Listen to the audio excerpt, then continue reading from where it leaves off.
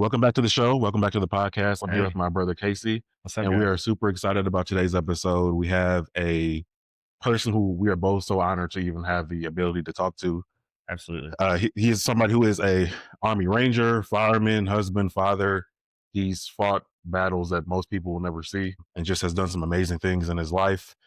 We had the opportunity to read up on him, read his book, and without further ado, Alex Aguilar, we're happy to have you. Thanks, guys. I appreciate you guys taking the time out of your day to have me on, man. Oh Dude, yeah.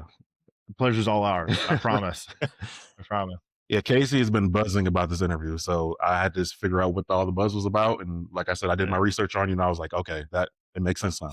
I appreciate that. Yeah. Casey's a good dude, so I'm glad to connect and knock this out.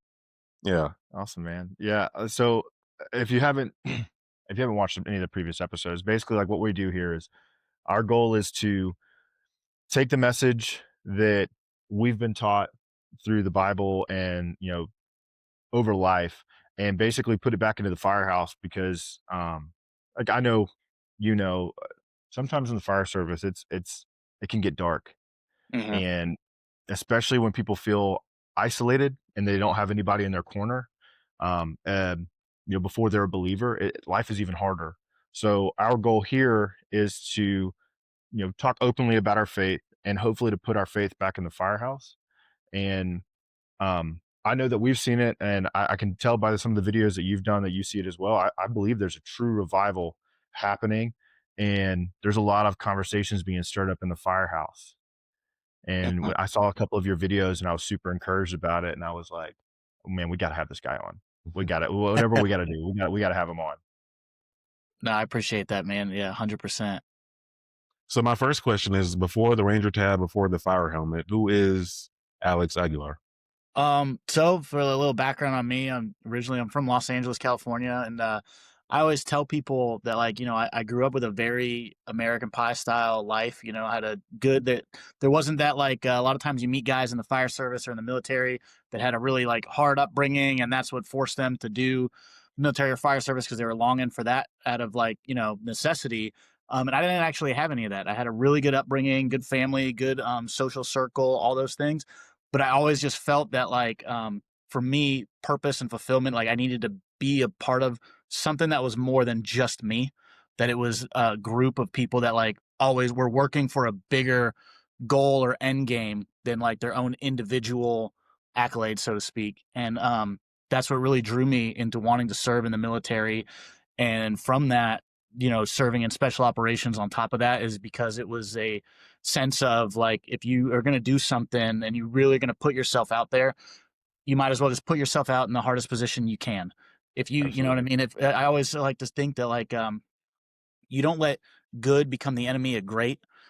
And if you are really going to do something, don't just stop at good. You might as well go over for whatever, over the top or as far as you can take it. Because then if you fail, you're still at good. Right. And that's what really drove me into special operations. And that is that need to, that I really wanted to be a member of something that I knew the other people around me cared just as much as I did. And I think that is a really hard to find in a lot of communities. And then that's what kept pushing me after I got out with being a military contractor and joining the fire service, was always wanting to be a member of a team that the goal and the mission of that team was more important than the individuals on the team and their own personal accolades. Yeah, I love that. And before you got to that point, I remember hearing your interview. You said that you felt like you hit rock bottom because you went from being like the party guy, the Yes. popular one, the Oh, it knucklehead was doing all the things. I had a great, like I said, I had a great life upbringing. Fantastic. Had tons of friends, did great in school, all this stuff, and then dropped out of college and ended up moving back into my parents' house. And literally, the room that I grew up in was a separate room attached to the garage, so literally the basement. So it's like I moved back into my parents' basement, and it finally dawned on me. I was like, dude, what the hell am I doing? I was like, I'm Yeah. now, 19, 20 years old, dropped out of school. I had all these things going for me. And then I dropped out of school and now I'm wasting it and wasting my, my potential, so to speak, like that calling to be a part of something. And it was finally what? I was thinking about the military in high school, gave college the old literally the college try. And then it was like, okay, I'm going to do this, join this military thing. Like, I can't allow this, what I feel like a calling or a potential, to be wasted and, spend this time in my parents' basement, basically squandering gifts that God's given me by Yeah, just not absolutely. using them. What were you going to school for? So I actually went to school for business, and then I was actually in school for fire science Oh, to be a nice. firefighter back when I was 19, 20 before I dropped out. Now, question is, were you trying to go LA City or LA County? Well, whoever the hell would hire me. Yeah. We got a couple of guys that have left Cobb. I know he works for Sandy Springs now, but we had, I want to say there's one guy in particular, he left a few years back. He went to like Ventura County, I want to Yeah, say. yeah. It's a And little northern of Los Angeles. There's a guy at my fire department. His dad is the chief of Sandy Springs. really? really. Sanders. No, or maybe he's the ops chief, McCullers. Okay, yeah. Okay, small Yeah, world. Yeah, his Yeah. son's a tiller driver on A Nice. shift. How many tillers you guys got down there? Just one tiller and one straight stick. Oh, nice. Nice. Heck yeah.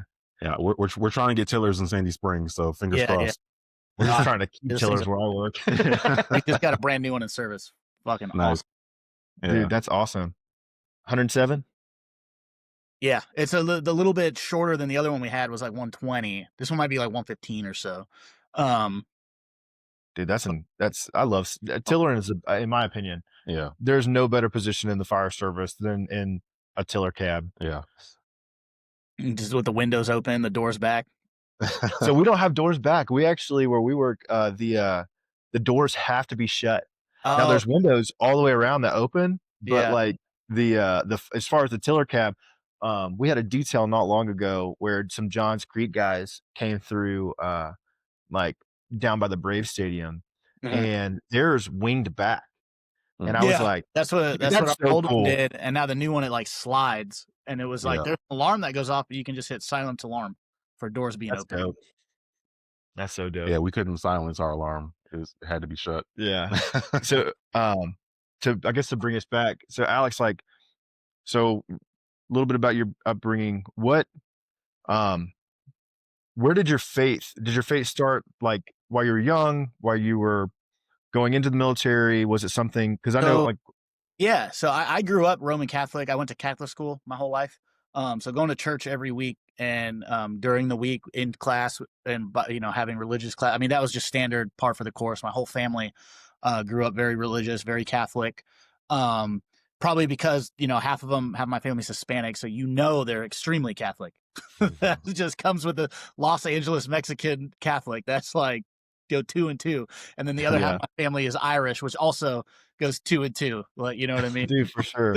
So I grew up very Catholic, and then in the military service, and then afterwards, I kind of almost strayed away from, not necessarily not in disbelief, but from organized church in a way, Yeah. and kind of like did this veering path, and I actually just back and forth. Okay, I want to believe this, I want to believe that, and like really struggled sometimes with like things of like the Council of Trent, and I'm like, how come these guys who lived 1,300 years after Christ decided what's in the Bible, what's not? How come this happened? And then like I'm like, that those theology questions that we always find ourselves asking of like, do I believe sola scriptura, or do I actually believe in Catholic doctrine and the dogma of saints and things like that? And I ended up getting confirmed in my 30s on my own. I never went to confirmation when I was 16, just it kind of got pushed a little to the wayside with sports and all these things that I was like, I can always come back to it. I'm still Catholic and all that. I ended up coming back, had an extremely personal journey in 2019 and 2020 where I was contracting and I essentially completely lost all value of who I was as a man and as a father and a husband, and really like basically thought that the only things that mattered was how much money was in my bank account, what kind of watch I'm wearing, all these things, that it literally pushed me so far away from who I was that it basically almost cost me my family and my marriage and all these things. And it was really my dad who had a talk with me and really kind of brought me back to earth and was like, all that stuff, none of it matters, man. The only riches that you have is your kids. Those are your riches. It's not numbers. It's not this. It's your family. Those are your riches, and that's what makes you wealthy. You know what I mean? And it really, that whole journey of completely losing who I was as a man of not just of faith but of morals and values, um, ended up bringing me back. That I ended up getting confirmed on my own as an adult and went through the entire like night classes as an adult, all these things at my local Catholic church, and that really recentered me into that faith. And then as far as today, now I'm more of I'm more open to, I know they say Catholic Protestant, but I just say Christian. I'm more open to Christianity as a whole, and that Mhm. I like that it doesn't have to be, growing up as very strict Catholic, and now I very believe like it's not the name on the church as much as it's the church. You know what I mean? That's like where my whole faith is now, is that my relationship with Jesus is better than it's ever been, because I kind of didn't put myself in a box of I have to worship this exact way is the only way, and I kind of allowed myself to be um more personal with Christ in that sense, and it really has kind of brought me back to the things I talk about online and my beliefs now, and allow me to really thrive as, a husband and a father, having that interpersonal relationship and not putting an exact title of it, Roman Catholic or Protestant or Baptist, Christian, whatever it may be. And it kind of more of an interpersonal relationship for me now. Um, and basically but like I said, that conversation with my dad and then that bringing me back into having a relationship with Christ pretty, saved my marriage and my family. And there was something you said that I wanted to touch on too, where you talked about having that conversation with your dad, and he kind of him revealing to you how, the money you have, what you're wearing, and all these things don't matter in the end. And it reminds me of the story in Ecclesiastes where it says like all this stuff is vanity. It says Mhm. it's like chasing the wind. Like it doesn't matter. If you don't have that solid foundation and you're not living for the right reasons. And so I'm curious as to, when you were going through the process of becoming a ranger and then being a ranger, seeing the things that you saw. I heard you speak about some of those things, and it's crazy. You know, did any of that play a role in you losing sight of who you were? I don't necessarily think so, because that's one of those things of like, when I signed up for the military, obviously it was in, the GWAT was still in full effect. I think I enlisted in like 2010 and left early 2011. And I knew joining the Ranger Battalion that the whole purpose of going to the Ranger Bat was I was saying, hey, I know the global war on terror is going on, and I'm going to place myself in harm's way. If I do so, I want to do it surrounded by guys that I believe are the best at what they do and have a full-fledged belief in being there in what they do, that their convictions stand behind why they want to be there. um so when I went overseas and I'd gotten firefights or saw different things that a lot of people don't get to see. I know I mentioned on one interview a distinct story that always stood out to me was um watching this Afghan mother ended up blowing herself and her infant child up because in her brain she was repeating over and over again to the Terps that the Americans are going to come and rape her and all this stuff, and which is of course obviously not true at all. You know what I mean? But that's what they had been taught, that was what was going to happen. And having to see all that, and it wasn't disheartening in a Christian sense, but it was more of a human sense. But it came, like, it's hard to put into words how it kind of came with the territory. Like, you almost expected that you had to see, joining the Ranger Battalion, going overseas, that you were going to see the negative side of people, in the sense, you know what I mean? You're going to see people at their survival moments, and I wouldn't say that it like shaped or misshaped any form of like my beliefs or any of that, because it was kind of like I knew that was going to happen in a sense, and I expected it. So I don't know if I would say I was mentally prepared for it, or as much as maybe our training prepares us for it, like the way we train up for every deployment and things like that. That you're going to get in firefights, you're going to see, deceased bodies, whatever it may be. Um, So mentally, I felt like I was prepared for that, and it wasn't like a shock or a surprise as much as it's still like, obviously that one instance stands out only because when you go to war and you get in a firefight, you expect me versus you. We're going to shoot at each other, and it's last man standing. That's it. Sometimes it's, you don't realize the outside effect of women, children, things like that aren't really trained for. So Right. Right. that one always stands out to me because you imagine war, you imagine man versus man. Men going out to you know stand up for what they believe in or partake, willing to put their lives on the line for the men next to them, but you don't realize the impact of actually what it could have outside of that in minute firefight. Yeah. Speaking of the military, you said that one of your biggest influences when wanting to join growing up was watching Predator. Yeah. Oh And yeah. you said Arnold Schwarzenegger and Sylvester Stallone were like one of your biggest heroes. Oh yeah. So I mean, I know, once you signed up and we're going through the process, that, it's not like the movies, but like what was your biggest shocker once you got in? You know what is a lot of people don't realize is, in the 80s and 90s when we're growing up watching the movies, all the guys in the military, they're all these super jacked up buff guys because they're the Arnold Schwarzeneggers and Sylvester Stallones and Rambo and all that stuff. They're all jacked and huge. Dude, the average guy in special operations, whether it was Rangers, SEALs, CAG, MARSOC, anything, is just a normal looking dude, just Yeah. completely normal looking guy.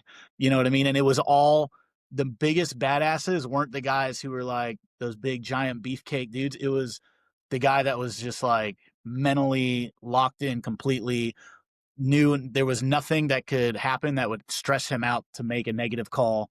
You know what I mean? I think I talk about this in my book about like those certain leaders that they just had it. They had certain traits that you could trust them in a firefight in any extreme situation to just be cool, calm, and collected. The biggest shock is it in like my first squad leader, who was probably one of the best leaders I've ever had in my entire life, 5'7", 140 pounds. A little small guy or whatever, but you could throw a ruck on his back and he would walk for days. You couldn't get him to quit. You know what I mean? You could ask him any question, he would find the answer. He was reliable. He was trustworthy. You know what I mean? So I think the biggest shock is that the military is not all these giant beef up dudes. It's just the average looking guy. I mean, like honestly, like it really is that the whole, they tell you in football growing up how it's 90% mental, but you really see it that like this is really, it's a mental game. I think that's the biggest shock, is it is all mental. If you can handle the mental, like, and that, drilled in me from that point forward. If you can handle something mentally, you can do anything. You can do anything.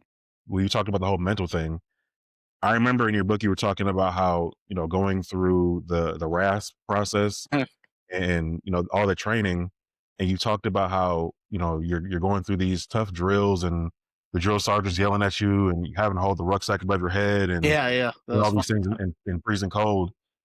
And you were able through all of that to realize that at some point it has to end.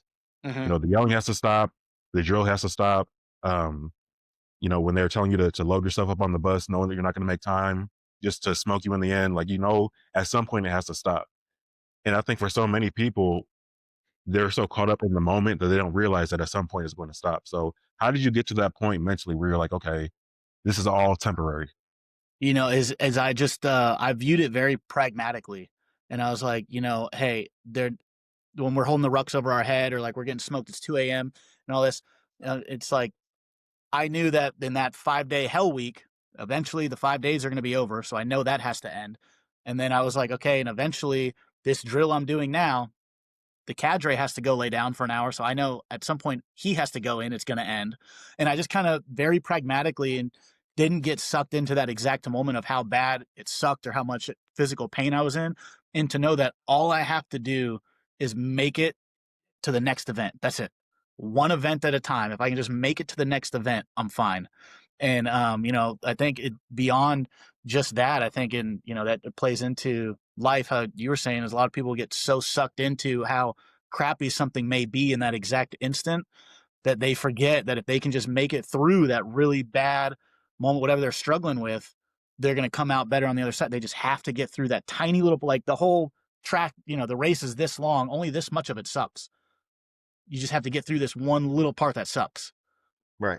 Oh. and we get so focused on just this little part, we forget we have all this out here. For the viewers that aren't super familiar, could you just kind of talk about what it takes to go from like Ranger tab to the scroll?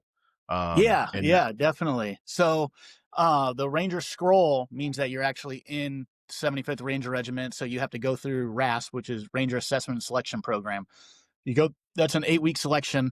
If you pass that, then you earn your scroll and you actually get to be a member of the 75th Ranger Regiment. Now, the Ranger Tab is actually just the Army's premier leadership school, and it's open to any branch of the military, anyone in the Army, any job title or anything like that. Um, but you can have a tab and be a member of any military unit. That just shows that you went to the premier leadership school that the Army offers. But as a member of the 75th, the Ranger Regiment, you get your scroll first.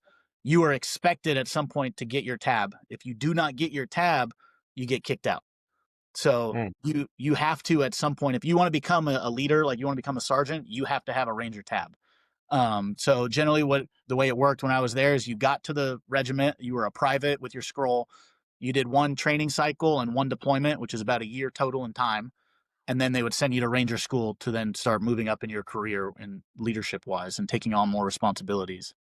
But the Ranger tab is a school that anyone can go to. It's just considered the military, the U.S. Army, but the U.S. military's premier leadership school. Okay. I'm glad you cleared that up. I actually didn't know that. I thought everybody went through, or not everybody. I thought you had to go through Ranger school first, and then to even go up for selection. I was not in the military. Yeah, yeah. Uh, No, it's like it's the other way around. okay. If you want to be, like I said, but you can be you could be a Marine and go to Ranger school. You can be in the Navy, you can be in the Air Force. It doesn't matter. It's just the military's premier leadership school of can you lead men to accomplish a task when everyone is hungry, tired, and don't want to do it? Can you still get Right. them to be successful? So is Ranger Battalion what landed you in Georgia? Yeah. So the 1st Ranger Battalion's in Savannah, Georgia. That's where I got stationed, and that's the only duty station I was at. One really cool thing about the Ranger Battalion is you generally, in the big Army, you might have to move every few years, but in the Ranger Bat, you get to stay put. So that was nice, as I spent all 6 years in one location and didn't have to move, and really was able to put down roots.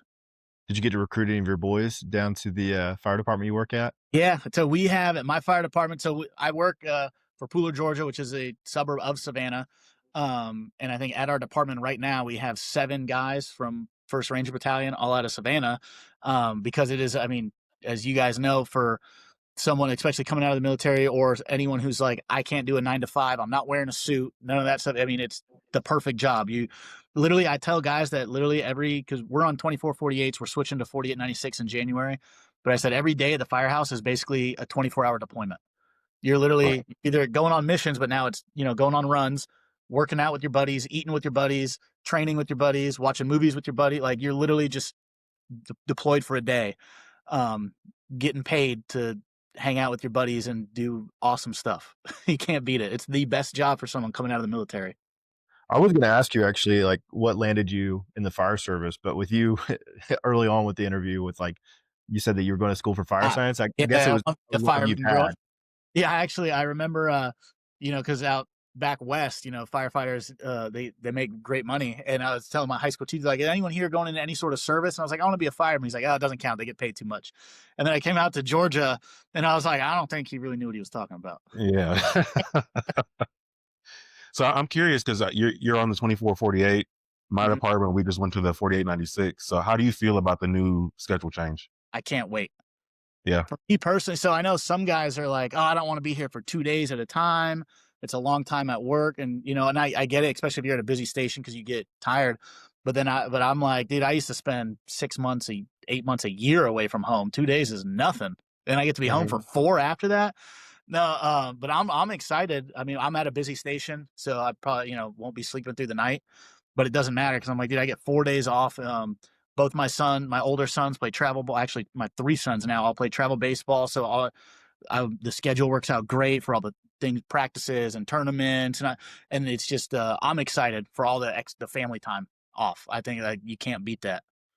So did you meet your wife in Georgia, or what, did you bring her Yeah, from so the I West met her. Coast? No, my wife is actually from upstate New York, and she moved down here when she was in high school. And then we met, and we actually met. I remember the dates: August 11th of 2012. We got engaged in September. I left for Ranger School. I came home on a Christmas leave in between two phases. We got married the day after Christmas, and then I left again to go finish Ranger School. Oh, dude, anniversary's coming up. Yeah. 13 years. 13 years. Yeah. That's awesome, man. 13 years So and 4 kids later. how did you balance like your deployments with having I'm surely you had newborns at home. I did, yeah. I Huge shout out to your wife for being a I strong married a lady. woman stronger than me. That's how I balanced it. That's awesome, You know, man. I tell her all the time, and I tell guys, one of the biggest things I actually tell guys on my Instagram page and share messages is that as a man, the woman you choose, and it goes both ways for women and men, but obviously I speak as a man, that choosing the woman to spend the rest of your life with, start a family with, and all that is more so than your job, your career is going to be the most important decision you will ever make. Because now this is you guys know, as in the Bible, you are now leaving your family and you're creating a new covenant and a new bond to create a new family, right? So this decision you're making and who you do it with will be, as a man, to me, the most important decision you'll make in your entire life. Um, and you know, I think a lot of our society takes a lot of things too lightly, and takes a lot of things for granted, especially in the age of you know, the Tinders and all that shit. Like that Instant wasn't there when gratification. that wasn't there when I met, you know what I mean? But now it's like the hookup culture, divorce is normalized, all these things are propagated in our culture that it almost, you know, it makes it even tougher to to to really find that person that you want to, you know, start a family with and really build something with and create, you know, that legacy, or as I was talking earlier, your riches and your wealth, you know. So I was lucky as I found a woman who was stronger than me and was able to, you know, on multiple deployments, contracting, you know, how to, you know, overtime shifts now, working, you know, sometimes at 96 because I got to pay a guy back a swap or whatever, you know, with multiple kids. She's at home juggling all these things too. Um, that I was really blessed that I wouldn't have been able to pursue all these things I've done in my life if I didn't have a woman, like, you know, supporting me, encouraging me, and more important than, you know, supporting and encourage is my wife. Keeps me in line, but she doesn't let me slack on who I am. You know what I mean? And I think a lot of times, as men, they want like a woman to just do what they say or this and then the other. But I think that having a woman who really loves you means she's gonna hold you accountable when you aren't living up to the standard of the man you should be. You know. Amen to that, brother. There's a part in your book where you say, today I prioritize my faith in God, family, the fire service, and then the fire department I work for, in that order. You also talk about, you know, 3 different aspects of a good leader. You talk about humility, ownership, and loyalty. So I'm curious as to how that plays a role in your priorities. And also, is that something that you had prior to going into the Ranger program, No, or no, those aspects of being a leader are like what I learned from the good leaders I had and like the attributes that I like to exude now, you know, and I know in that order, you know, it's faith, family, the fire service, and then the department you work for. And the reason I put it that way is because I tell guys, like even some guys we have are newer guys or anyone, they're like, oh, if they're not from the area, they're like, I don't know, maybe I'll move back home. As I tell them, like, man, you don't have to work for this department to still be a fireman. You know what I mean? You can be a fireman, you can make a difference anywhere in the country, anywhere in the world, right? So that's why I say you value the fire service before the actual department, before the name on the crest on your shirt. You're a fireman first. You're there to perform a duty, perform a job.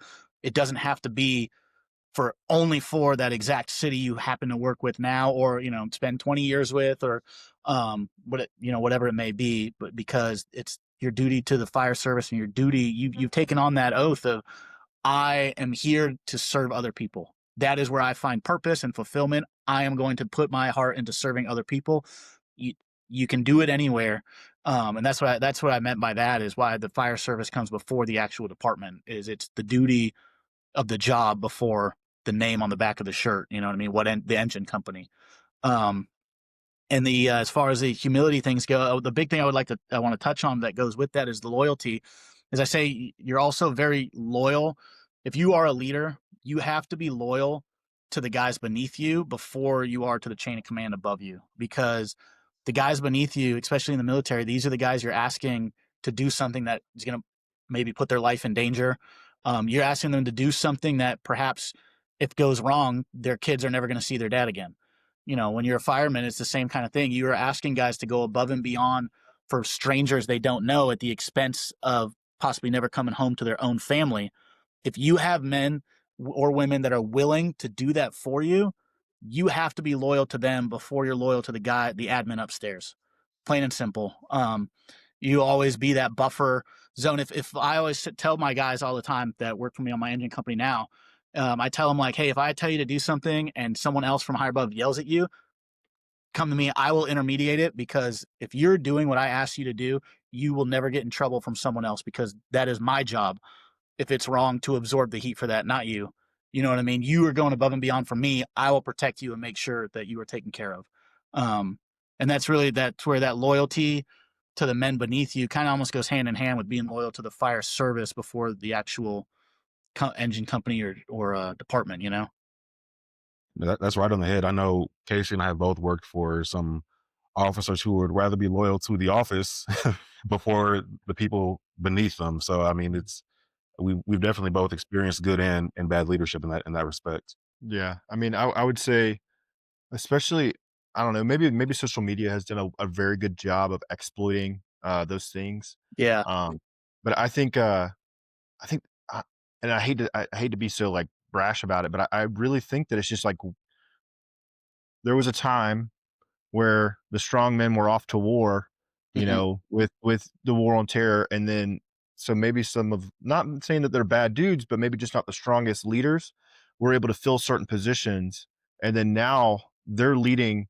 I'm not saying my fire department. I'm not saying Sandy Springs. I'm not saying Fuller. I'm just saying I think that some of the things you see on the internet are where those weak men were in positions to get promoted, and then now that we have strong men coming back into the workforce, is filling those ranks of firemen. I think that's where you're starting to feel some of that tension, is that it's like, hey, you have a strong leader here, but they're at middle level management, whereas you have this guy that was a people pleaser at upper level management. And so that's where I think some of the separation of, like, the white collar to blue collar kind of deal is arising. So my question for you is, do you feel like the leadership problems that we're facing now in the fire service as a whole are coming to an end with guys like you moving into the ranks to protect the guys below? Because I don't think that's a common um, like thought process. I think Hmm. it's more of, I'm gonna cover my tail before I cover someone else's. So what do you think about like the Yeah, fire service and I leadership? think there's a large push in the fire service to get back to that mentality, that real, um, that leadership mentality. We have, like, my training chief, obviously Ian Schulte, is a freaking awesome Shout out. dude, and yeah, and he's we talk about this kind of stuff all the time, and he's very in tune with the fire service as a whole, what's going on. And we've talked about that there's that big push right now to really kind of let, as they say, let firemen be firemen again. And it's just Yeah. like, let the job dictate um who is successful and who isn't. Don't let the bureaucratic or political correctness of it interfere anymore. That's kind of getting pushed to the side, and it seems that now it's like, let the job performance, let people with any form of leadership experience, like, you don't have to have rank to be a leader. I mean, you guys know that. You know what I mean? You don't have to have rank to have input on a situation. Maybe you see something that your lieutenant didn't or your captain doesn't. You know what I mean? And a good, now we're getting those guys in those positions that they're willing to listen to other viewpoints and see things that maybe they didn't. And I think that's being pretty big across the fire service now too, is we're actually like, we're listening to the guys on the floor again, on shift, of like, what do they really need? What are they really seeing? What isn't working? What is working? Like, we're changing hose loads now. Then we're basically, some people are like, well, we've had it for so long. Some people are like, well, we're the ones pulling it. So if Yeah. we're good with us pulling it, then that's how it's going to be. You know what I mean? I think, and then the top, and at our top is saying, like, you know what, we're good with that. You guys are the ones pulling it. As long as I've read my book too, it's any method to get to the end it's good as long as it is fast, effective, and safe, then it's a good choice.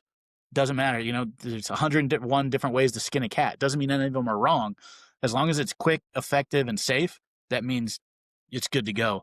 And I think there's a big push in the fire service now, getting back to, like I said, just letting firemen be firemen again.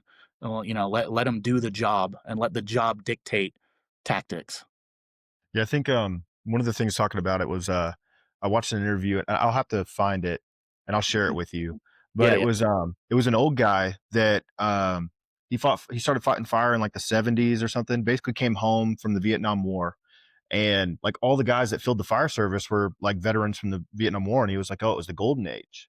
Right. And then he was like, and then you had started getting it. And I'll say like I think as far as like leadership and the ability to lead others, like I said, I'm speaking from a civilian standpoint. I work for a veteran now, and I think our fire department is on the way of going back to being one of the premier fire departments in the country because he's listening. And I think that like veteran leader, like specifically like military veteran leadership, when they get in those ranks of the upper echelon and they're able to like they remember what it takes to be a good leader. And number one, in my opinion, is or number two big things: being humble, being a good listener. Mm-hmm. And I think like my fire chief, dude, he does an outstanding job. Like he came to every fire station, every shift, and was like, "Hey, I want to hear what you have to say," and ate breakfast with us, the fire chief, you know? And so we have 29 stations, we're out have 30. And so times three, so, 90 different visits that he took his time out of his day. It was like, "Hey, forget all this stuff that has to happen, the big machine moving. I need to go talk to my guys." And so, but I think that comes from him being a veteran.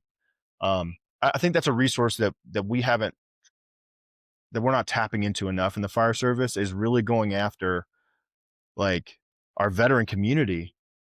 I just think the fire Mm-hmm. service has so much to offer for our veterans, Yeah. man. Oh, I I'd rather think see a I think fireman in a it's firehouse than great job for veterans, and we make a big push at Pooler, my department, to recruit veterans. My buddy John has done a lot of our recruiting. He was also a Rangerback guy, and he goes on to post and all that, and they do recruiting things there.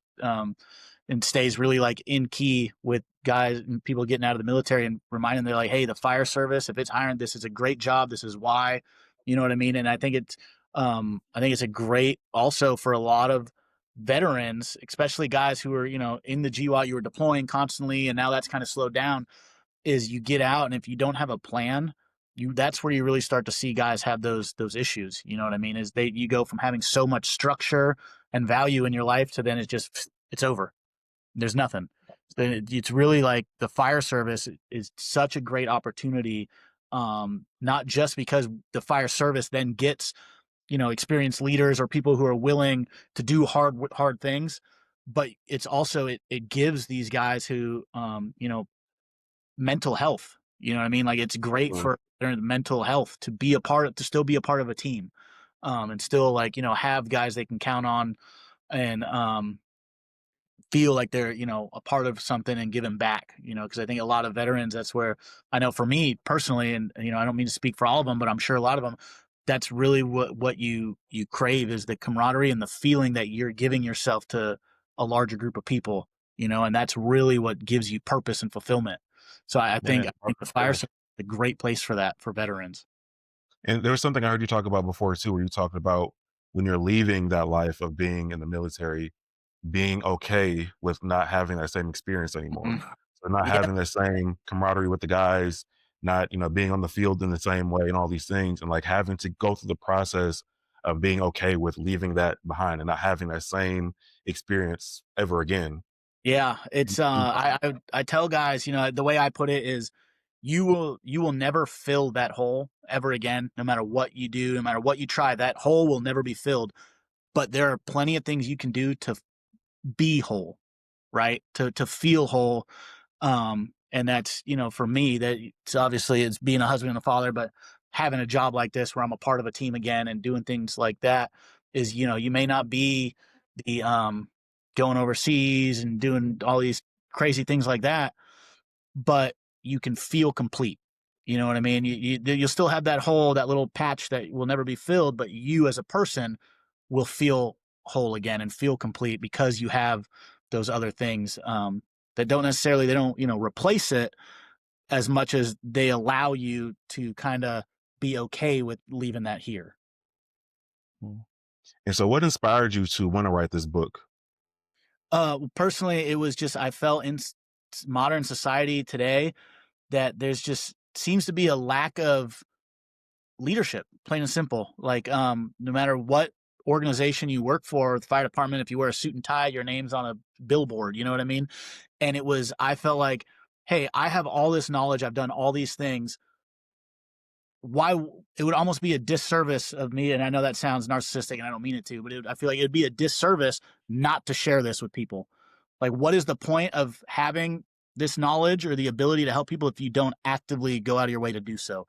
And that's really what drove this book. Is I learned all these lessons, I've done all these experiences that I would say, I've done these experiences that maybe 1% of the population will ever do, and I learned from them. There's no reason someone else can't learn the same lessons without having to be in those same shoes. You know what I mean? And if I can take a lesson from it and give it to someone else, then that's kind of like that whole pay it forward thing is, if you have, I tell people, with social media and things too, if you have a message, you have something that's burning on your heart that you want to share with the world, that you feel God has given you, something that needs to get out, you have a duty to put it out there. You know what I mean? People don't have to take it. That's fine, but you are not doing the world a service if you keep something in yourself that you feel are called to share. Yeah, I think I love that, first of all.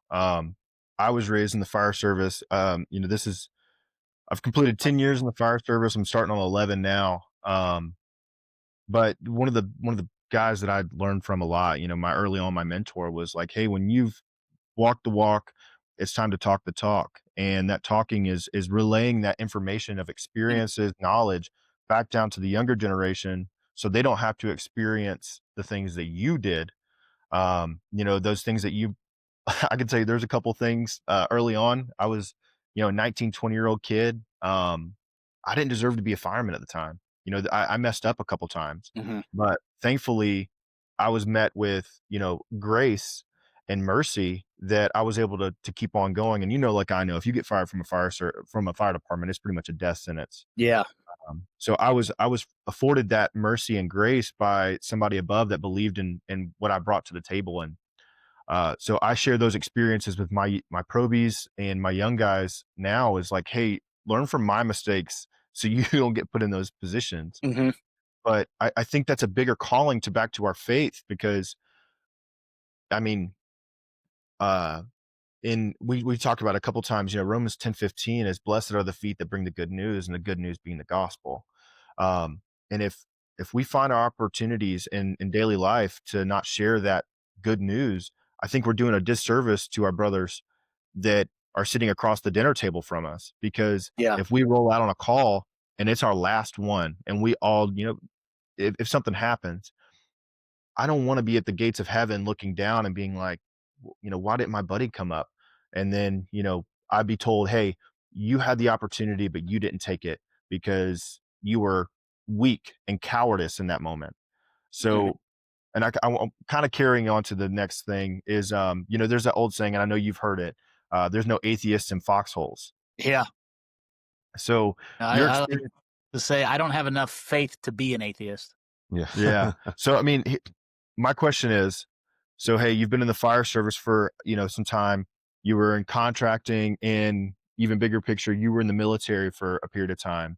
Um, I would just like to ask if you had any opportunities that stand out in the or stand out in your mind of being able to share your faith in a moment that may have been not the cool thing to do, but the right thing to do. So, I don't think there was a distinct moment. The great thing about the organization where I was in the Ranger Regiment and all that is that there wasn't ever a wrong moment to share a personal belief of any kind. You know what I mean? Oh, I Like love that. always, because you lived with each other, you breathed with each other, like there's your brothers, you know what I mean? So you wanted to know everything about them. You wanted to know where they stood on certain things like that.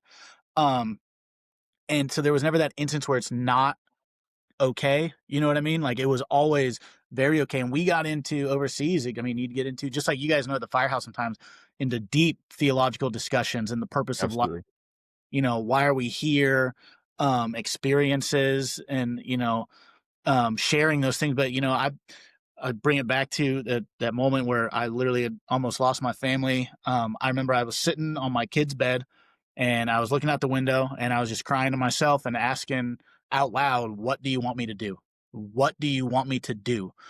And I just felt like I didn't get a distinct word for like someone speaking to me, "Hey," but as much as a feeling of safety that like if I already knew what I had to do, you know what I mean? I had to make atonement for my sins as a person, or as a father and as a husband.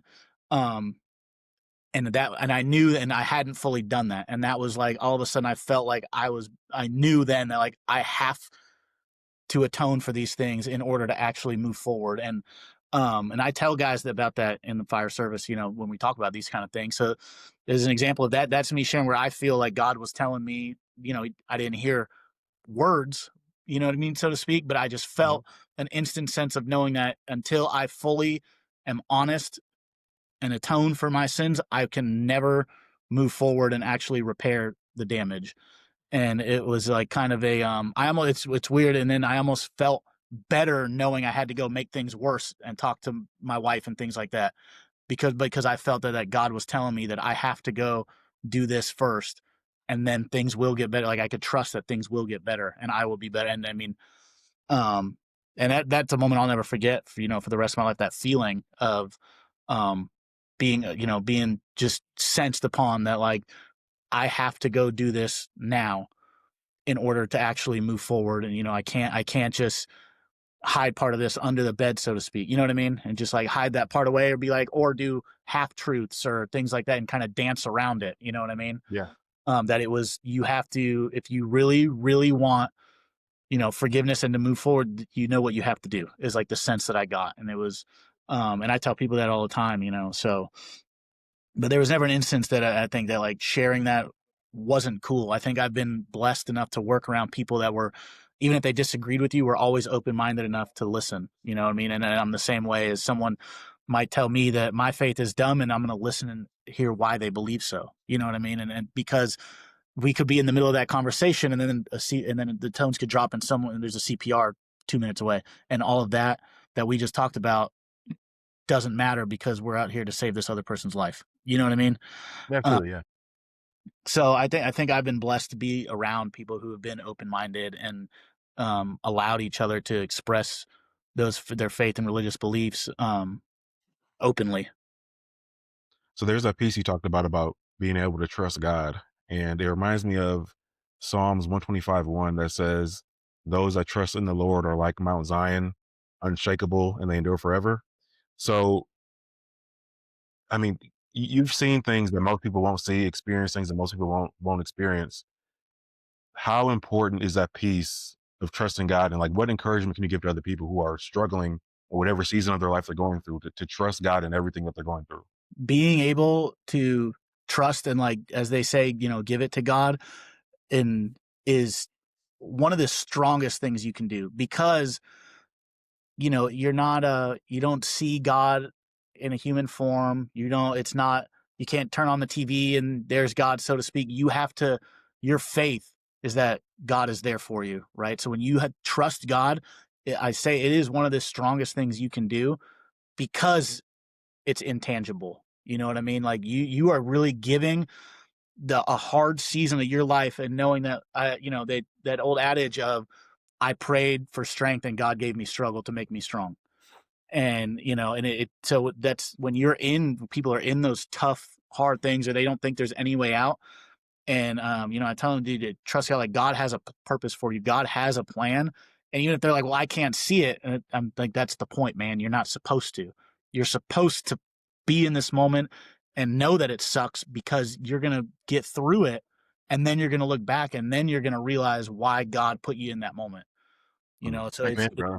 having Amen to that. uh, having the ability to really reflect is important. And I don't say hindsight's 2020. I'd prefer, I just call it having the strength to reflect and learn. You know what I mean? And if you can really reflect on hard times, and it's really funny, I look back on my life, every time in my life that I'm like, this is horrible, how am I going to make it through it, is because I made poor decisions that were not in alignment with being a good Christian man. Like, I've never made a decision in alignment with being a strong, masculine Christian man that made my life harder.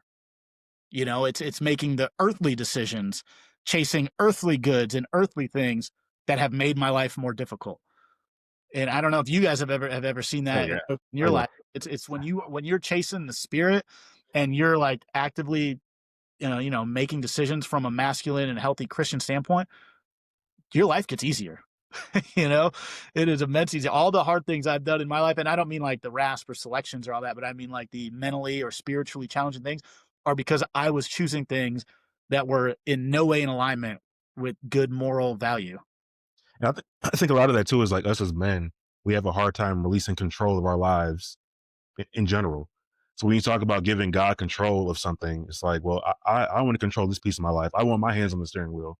And it's just such a hard thing to give up control that we end up making those decisions that put us in even worse predicaments. Mm-hmm.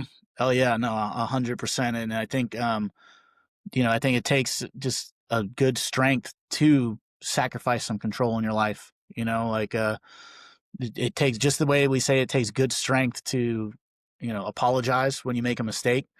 It's not it's not insecurity, it's not weakness by saying I'm bad at this. It's actually a strength saying I made a mistake, or I don't have the power to fix this on my own. That's probably one of the hardest thing, as a man, we can say, is I'm not strong enough to do this by myself. Yeah. I was like, you asked that question. My personal belief is that when we are met, like I believe everything is for a reason, and that reason is for the kingdom of God, and it builds into our testimony of what we share with others. Because I think the greatest thing that we have as a tool is our testimony. Because what that does is it connects us with those around us, because it's like, hey, this guy doesn't live a perfect life. He does struggle, or he did struggle, but hey, how did he make it through it? Well, I made it through it because of my relationship with Jesus Christ and the promises that the Bible teaches me. So, like, my personal philosophy is when I meet with a challenging situation or something, mental, physical, emotional, that hits me and rocks me, what I keep in the back of my mind is like, hey, I'm going through this because God has a blessing on the other side of it, or a gift that I am about to receive. And all I have to do is endure. And it's one of those, we've talked about it before, the fruits of the spirit, patience or long suffering. Like, if I can just suffer here and learn, I'm not suffering for no reason. I'm suffering because God's trying to strengthen me in this position to prepare me for what he has in store for me. Mhm. And I think that if guys looked at it with that perspective, if they looked at it and understood that you're not getting beaten down because, I've made bad decisions in the past and this is karma coming out and getting back at me, or being repaid. It's hey, I'm being refined. Like, steel isn't strong until it's quenched, and it's hardened.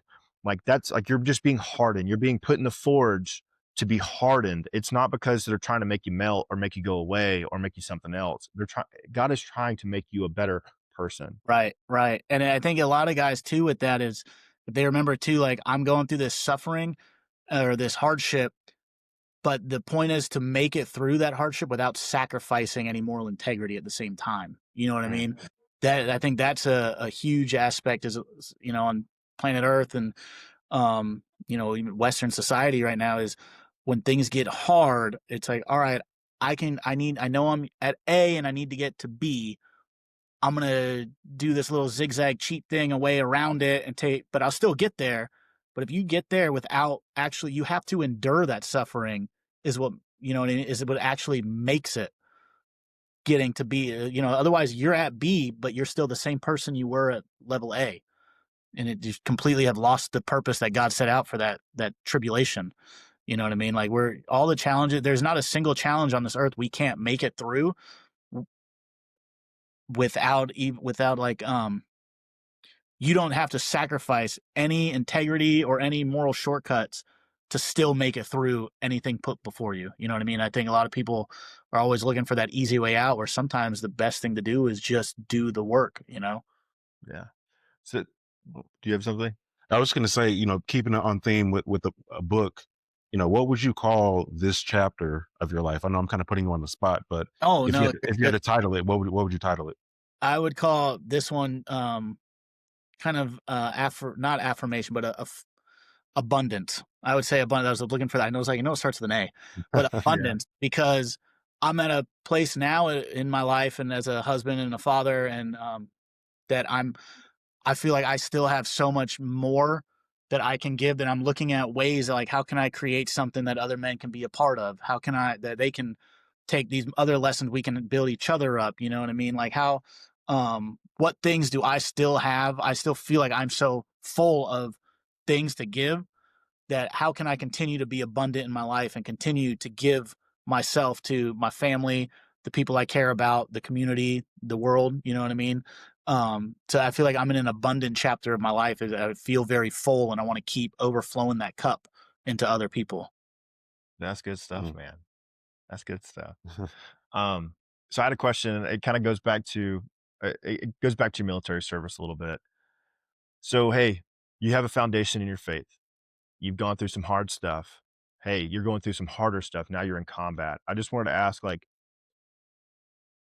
did you find yourself leaning on your faith when you got shot?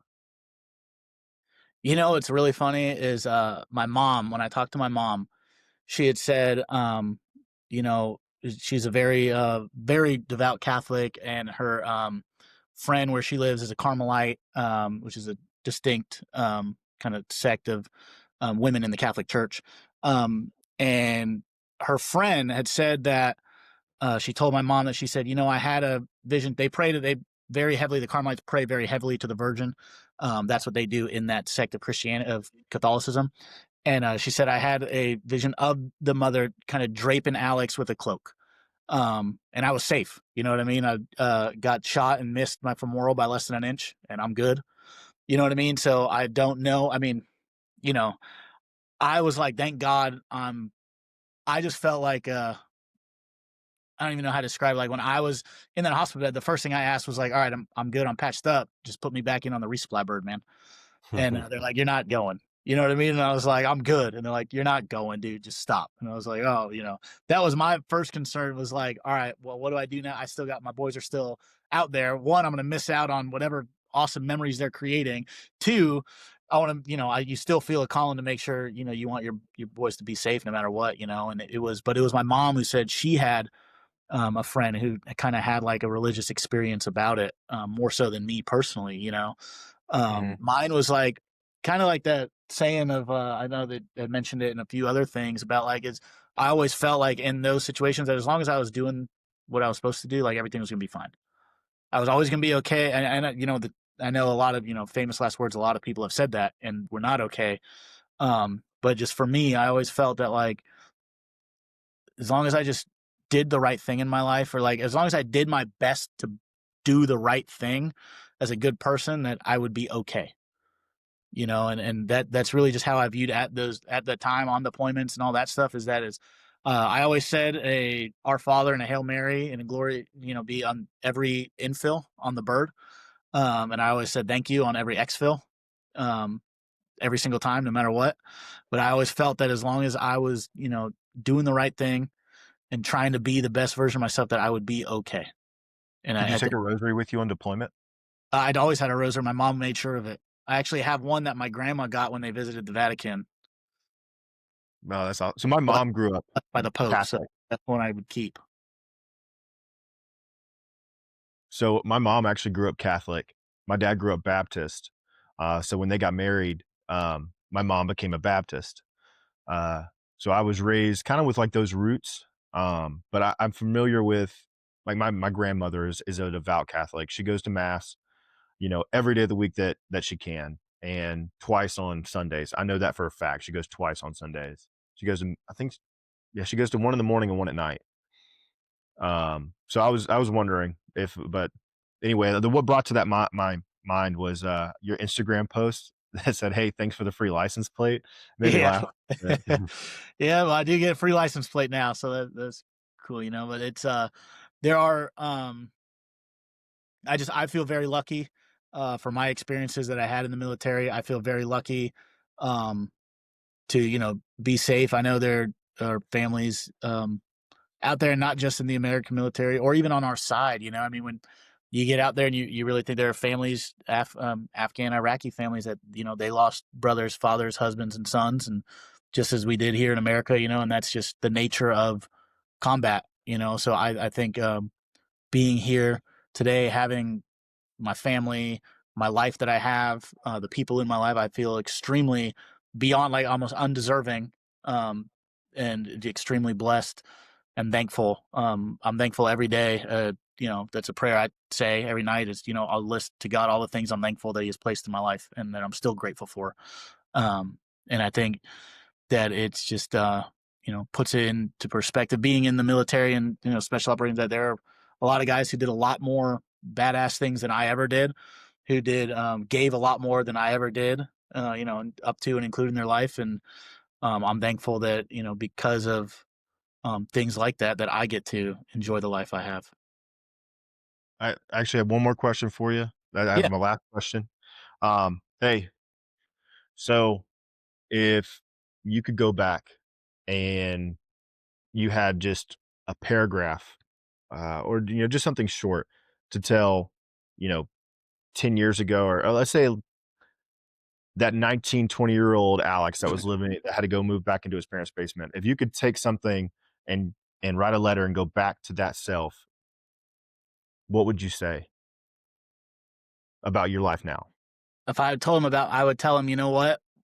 Do whatever it is you want to do because it's going to eventually, through ups and downs and, you know, some of the hardest things in your entire life and feeling like you've absolutely destroyed everything you've ever built, that one day if you are going to be better than you could ever imagine. Do not, I would honestly, I know people say if I could go back, I would do this and that. I would tell them, don't change a thing. Do whatever you're going to do because it's going to bring you to some place that you can't imagine. You won't be able to fathom how happy you're going to be and like the things you have going on. So just do exactly what you want to do.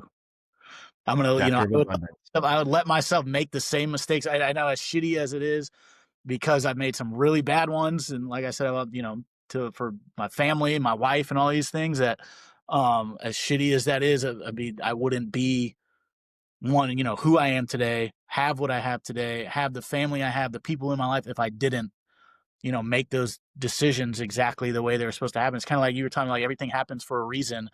You know what I mean? Like I can look back to like pinpoint decisions when I was like 17 that reflected going to this college, which then happened to this and then happened to that. And like if that one thing doesn't happen, I don't live in this exact house I'm living in today. You know what I mean?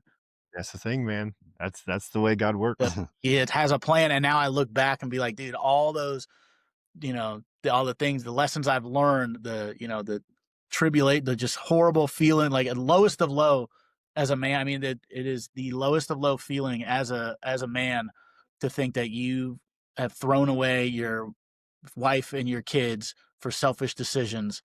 Um, and to think you're going to lose it all. And you don't realize, you know, and I tell men what's crazy is you can lose 10 years of discipline, love, and work for a 10-second decision. You know Right. what I mean? And I said on that interview, and I'd said when I was in the Ranger Battalion, you would make a decision. You would hold your, you know, your scroll in one hand, or you'd hold your beret, and you would hold whatever decision you're looking at in the other hand, and you need to see which one weighs more. And if this decision weighs more than your beret, you don't belong in the regiment because you obviously aren't the type of person that has the moral, you know, standing to make the right decision when the world is telling you not to. And now it's like, you know, I tell men you need to weigh your family or the things you care about against a decision you're going to make. You know what I mean? You really need to see which weighs more. I promise you, God will tell you that family weighs more. You know what I mean? No, That's absolutely. what, you know, but you guys know it's I'm big on that. If you aren't being tempted to make a bad decision or do the wrong thing, it's because the devil has already won. You know what I mean? Ooh, He Yeah. is not the enemy. I say the devil, the enemy. You know, he is not wasting his time with people that he already has. You know what I mean? It's honestly, it's sometimes it feels like those attacks are the strongest when you're on that precipice of that, you know, of what decision you're making or rediscovering your faith or things like that. It's like the hardest because the enemy does not want to lose you. You know what I mean? So mm. it's the devil is not going to waste his time. If you are feeling, you know, temptations or if you're feeling like struggles or this and that, it's because you're on the right path. You know what I mean? It's because the enemy is trying to beat you. So, Alex, where can we and people watching and listening, where can they support you, get your book, reach out to you, ask you questions, the whole nine? Where can people find you? So my book is on Barnes and Noble, Amazon, Apple Books, pretty much everywhere books are sold. You can reach me on Instagram. I'm very active on my DMs, responding to people all the time at _Alex Aguilar. I always tell people, you know, reach out, ask questions. I'm always more than willing.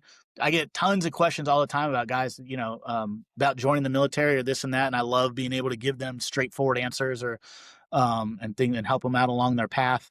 But yeah, _Alex Aguilar is the Instagram. I'm very active on there.